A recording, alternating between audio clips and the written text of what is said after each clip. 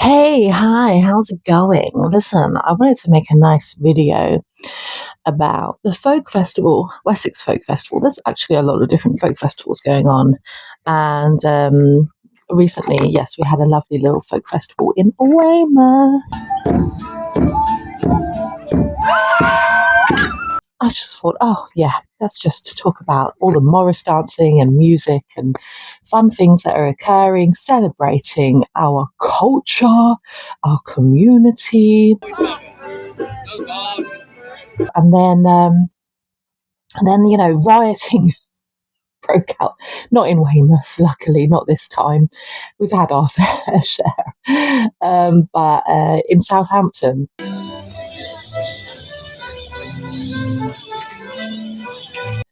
But yeah, these basically fascists were rioting in Southampton today. One of my favourite sites in Dorchester was attacked with Nazi graffiti, swastikas. Swastikas were spray painted all over trees surrounding Mornbury Rings. And I've got a little video of Mornbury Rings on my channel if you're interested, but it's this like ancient earthen henge kind of structure. Gorgeous place, very interesting place with a lot of different events have occurred in that location, including in 1936 there was a what did they call it? It was like a Dorset Peace Coalition Alliance, something or other. It was basically they had like this big event to talk about peace and opposing war and opposing fascism, because it was 1936, and guess what? Like, guess what was happening in Europe? Yeah, fascism, Nazis. So I don't know, it just all kind of in my head, all these different things accumulated, and I was like, wow, this is crazy stuff. The Nazis were very clever in the way that they kind of hijacked things and presented themselves in a way that would be um, in a way that would be digestible, and a way that would be um, absorbed by people. And I think, fascists are always struggling with this sort of acceptability and how to balance on the edge of, doing something very radical and crazy, but also maintaining popularity.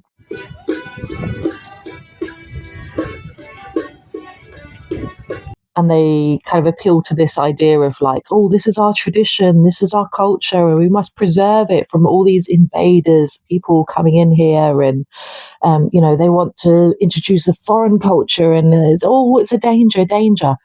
And that's how fascism works, basically, is that it presents other cultures as a danger, as an invasion, and it presents, immigrants as invaders. And that's just like a really common tactic that fascists use to divide people against each other and get people sort of hating each other. And it kind of blows my mind that, they just get away with this over and over and over. And I feel this kind of haunting of the 1930s. Like, it's all around us. Here we are, like, it's just I don't know. And it also it makes me think a lot about the early days of the witchcraft movement in Britain, because that was 1930s Britain, yes. And yeah, that was about the time that all this stuff was brewing under the surface, and we're doing all kinds of rituals and spells and stuff. We have like a lot of like folkloric items in museums, of little dolls and things that were used to curse the Nazis, hex the Nazis, and try to stop Hitler and all this stuff. So we know that people were using magic in the 1930s to try and stop the Nazis. And there is this kind of folkloric tale about witches in the New Forest. And New Forest is an area kind of like on the edge of Dorset, going into Hampshire.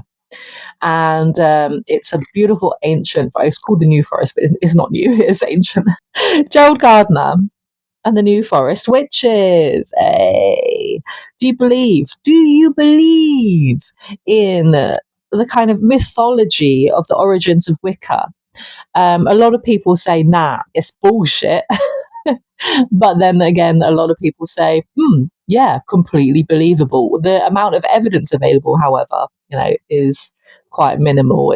We don't really know that much about what people were doing in 1930s England concerning witchcraft, because obviously it was very much underground. It was very much top secret. People did not want to talk about this publicly. And it's one of the reasons that a lot of people kind of felt on edge with Gerald Gardner, who was a guy who just willingly gave interviews and spoke about this stuff like quite openly. And a lot of people kind of were like, Jerry, do you mind? Shut up. So imagine this, right? If you know anything about Gerald Gardner, obviously I've made videos about him before, but let's just have a little chat, shall we? He retired back to England. He was originally from England, but he retired back to England in the 1930s. I think he was in like his mid 50s or something. He was retiring early, and he retired there with his wife, his lovely wife, and bought a little house in a small town called Highcliffe. I've been there. I've been to his house because they put a blue plaque on the wall to say, this is where Gerald Gardner lived. It's pretty cool. And also I've been to the area where he hung out with people who were supposedly members of this coven of witches. I say supposedly because the people who were in the coven never admitted that they were in the coven. Like, it was top secret. Why would you admit that you were part of something like that? But what they did openly do was they created like something that they called an ashram. I think it was like a Buddhist temple thing, because that was like acceptable. That was like, you can do that, yeah, no problem, but you can't be a witch. So they opened like this kind of Buddhist, New Agey kind of place in Somerford, which is like kind of a borough of Christchurch. It's all like they're all like next to each other: Highcliffe, Somerford, Christchurch. Anyway, it's a cute little area full of 1930s bungalows, and it's gorgeous. Just imagine these cute little 1930s bungalows, and Gerald Gardner is just retired there, and he's just getting to know people, local people. He finds his kind of people. Yes, he loves that kind of stuff. He's very into folklore. He's very into like religion and spirituality. He's a man of the world. He's traveled around. He's very into archaeology. He loves like history and like culture and diversity and all this stuff. He loves learning about all this stuff. Okay, this is what we're talking about with Gerald Gardner. Okay, he had all these ideas. He wrote a book about his beliefs in like, he had like all these beliefs in like reincarnation, past lives and stuff. And he was like, yeah, so like back when there was this ancient matriarchal religion and we all worshipped the goddess and blah, blah, blah. Like, he was fully into like ancient pagan religions and matriarchy and goddess worship. Like, he was into that stuff. Anyway, this group of people that he was talking with were apparently witches. I assume that they'd read Margaret Murray's work about the witch cult theory, which at the time was accepted as factual. Like, she became like the leading expert in witchcraft. She wrote the Britannica Encyclopedia entry on witchcraft. Like, she was the woman who knew all about this stuff. And I think that once she'd published her theories and ideas and stuff, I believe that is what inspired people to say, yes, we love this concept and we're going to bring it to life. So there was this group of people who were like, hey, Gerald, Jerry, Jez, whatever, do you want to come and meet us in the woods for a ritual? And according to Jezza, they I don't know. I don't know. Did he have a nickname like that? Did people call him Jerry or Jez or what? I don't know. Who knows? Anyway, according to him, they all met up one night in 1940, one gorgeous summer night in the forest, deep in the forest, just outside Highcliffe, not far, and they did a ritual to try and stop the Nazis. And this is what people were doing at that time. They were doing rituals, they were doing spells, they were doing whatever they believed in to stop the Nazis. And it just, in my mind, I'm just like, all of these things are coming back to me. And I'm like, I'm thinking so much about 1930s England, and I'm thinking about, going into the 1940s and like this crazy, horrible time in history for so many people around the world, and how today I feel like we're in it. Like I say to like friends of mine, I'm just like, don't you feel like, we're all sat here discussing how crazy the world is and how everything's so fucked up, and like I'm sure people in the 1930s would have been having exactly the same conversations and saying like, what's going on with that, Mussolini and Hitler and all these different people that are doing horrible things, like what a crazy world, and this is really scary times. And to be walking through Dorchester and seeing swastikas spray painted onto trees. It's not the first time I've seen stuff like that around Dorset generally, and people tend to just dismiss it and say, oh, kids, kids. Kids spray painting swastikas, trying to be edgy. Yeah, maybe it is just some stupid fucking teenagers, but if stupid fucking teenagers think it's cool to spray paint swastikas, maybe we should be worried, actually. Maybe we should be worried about the kids. Like, what are the kids into? What are they reading? What are they like? How do they think that, oh, yeah, that's a great idea. Let's go cover the trees in swastikas. What's going on there? So there was a bunch of lefty people in Dorset in the 1930s. There was a bunch of socialists and communists and all kinds. And they met up in Dorchester because guess who else was active in Dorchester? The British Union of Fascists. Yeah, imagine that. British fascists. Because they saw what Hitler was doing, they saw what Mussolini was doing, and they were like, I like your style. Let's create a British version of that. And, this never really went away. Constantly, these different organizations sort of replace. The last one that's been sort of criminalized, or whatever the word is, so you get rid of the British Union of Fascists. What pops up next? The British, what's it called? British Nationalist Party, BNP. That when the BNP first was established, it was very much a Nazi organization, or neo-Nazi, because I think it was like just after the war, and things happening after the war, after the Nazis were defeated in World War II. This whole kind of new movement of Nazism, neo-Nazism, developed, where the Nazis had been defeated, but there were still people out there who just loved the Nazis and wanted to continue doing this stuff. And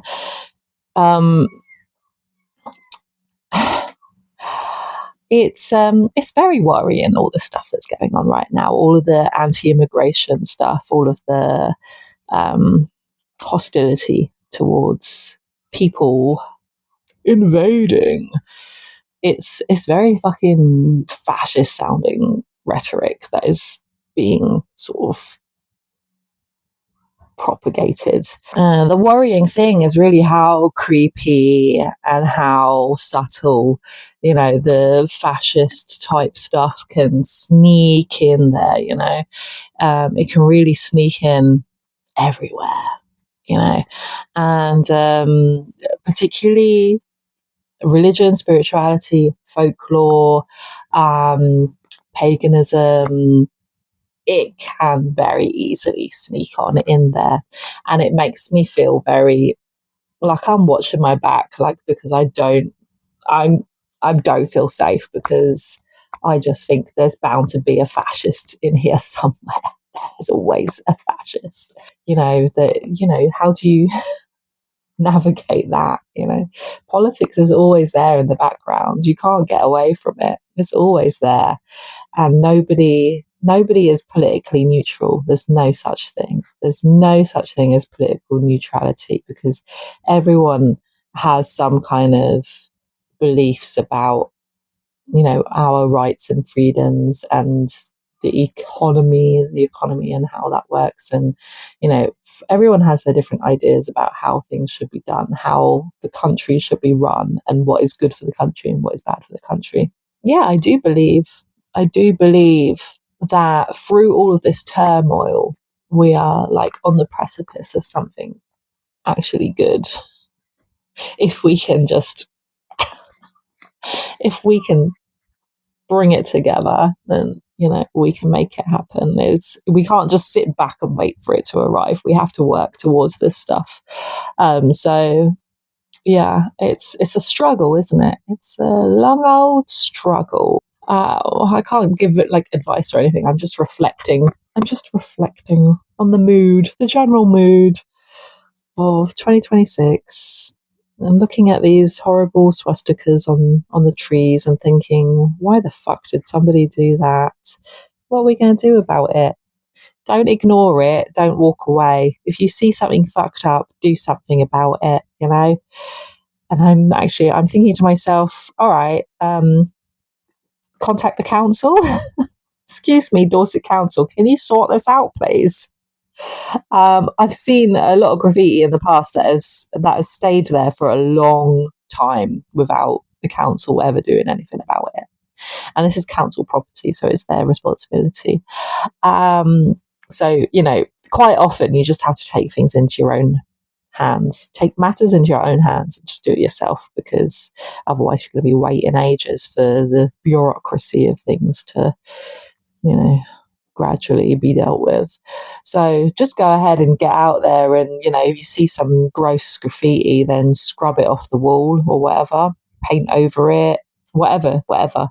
I'm thinking about the trees, and I'm just like, how do you do this without harming the trees? I'm quite worried about the trees. They're lovely trees. And I'm thinking, a public place like that, very natural space, you don't want all this sort of intrusive stuff in that space. You just want nature to be natural. And I'm thinking, how can we preserve that? How can we look after nature and stop people from trashing it? That's a struggle. And how can we get people to think more about these kind of political ideologies, and the economy, the fucking state of the economy? The craziest thing to me is that we have been locked in to austerity economics for such a long fucking time. All the government keeps telling us is, oh, we're going to have to make cuts. Guys, we can't afford it. We're going to have to make cuts. And they've been doing this every fucking year since, when is it? 2009, I think they started this process. But even before that, we had neoliberal economics. This is all part of neoliberal economics that started with Thatcher in the 70s, 80s, whatever, of just selling off our public property, our public services, our stuff that belongs to us, the people. That's why it's called public, because it belongs to us, the people, supposedly. But the government fucking sold it all off to private companies to make profits and fuck us all over. Completely fuck the country up. Completely fucking fucked. This is probably why my videos don't get many views, because YouTube's like, nope, I'm not sharing that with anyone. But I don't fucking care. I'm just going to speak however I damn well please. And yeah, all this, the fucking economics is fucked. And it's like, how have we not learned that this does not work for anyone apart from the billionaires? The billionaires are getting more billions and millions and billions and billions. Crazy. Why are there so many billionaires? Because they're getting all the money, because they're buying up all of our public stuff that used to belong to us and used to be for the benefit of the general public. It used to be good for the country and not run for profit, and now it's just purely a profit based motive for the business, and we've got to give more money to the billionaires. Fuck everybody else. This does not work. This economic model does not work. Okay, it does not work. Hello, look around you. It's not working. Cutting public services and selling it all off to corporations does not work. It's fucked up. You're fucking the country. And then everyone's looking at this, Nigel Farage and the fucking Reform UK, whatever the fuck they're called, Limited. They're a limited company. Reform UK Limited. And they're promising to make more cuts. They're like, don't you worry, guys. What you need is more cuts. More cuts. That'll sort it out. There's not been enough cuts. Oh, okay, yeah. Because that's been working so well, hasn't it? Yeah, that's been working historically. That's been working so well for us. Make more cuts, sure. Why do we need a public library? Fuck that. Oh God, why do you need a hospital for? NHS? Get rid of that. Oh God. And then people are angry and they're complaining and they don't understand why everything's so fucked up and they blame immigrants. It's not the immigrants' fault that your fucking government sold everything off to some fucking billionaire twat. That's the problem. That's the fucking problem. You're angry with the wrong fucking people, you fucking dickheads. Breathe. And now I will retreat back into my fantasy world of witches and wizards and fairies and elves prancing around in the forest. Thank you very much for watching my channel as I slowly lose my mind. And leave a comment. I will see you next time. Goodbye.